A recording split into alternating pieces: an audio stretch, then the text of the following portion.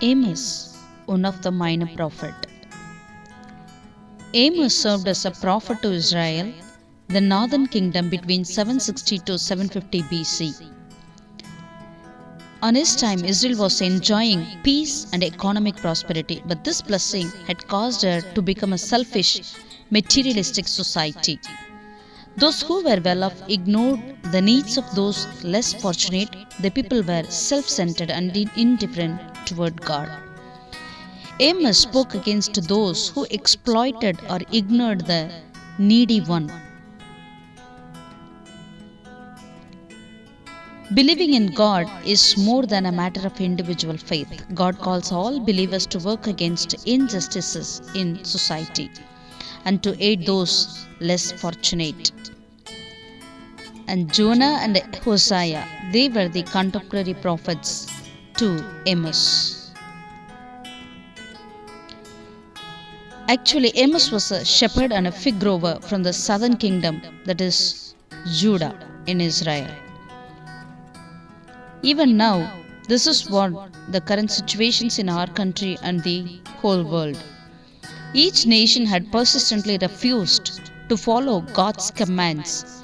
A sinful practice can become a way of life. That's what's happening.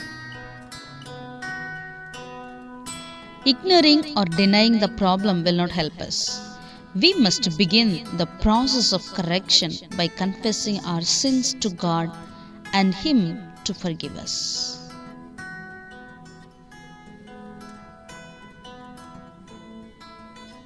Amos had a series of visions concerning God's judgment on Israel. The first one is swarm of locusts.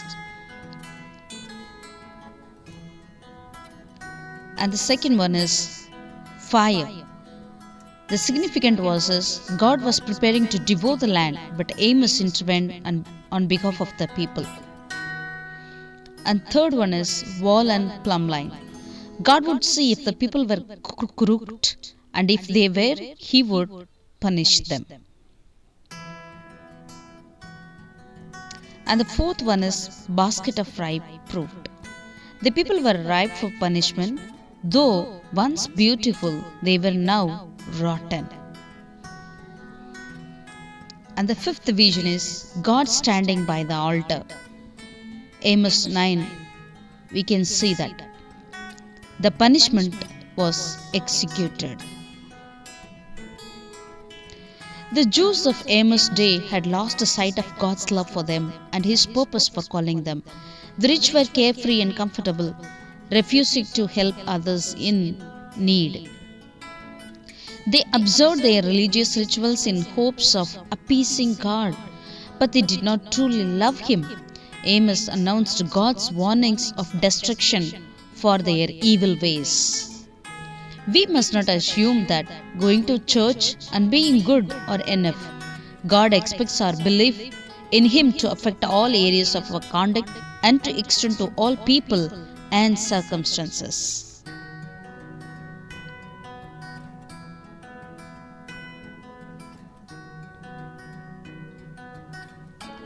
We should let Amos' words inspire us today to live faithfully according to God's desires. May the Lord bless you all.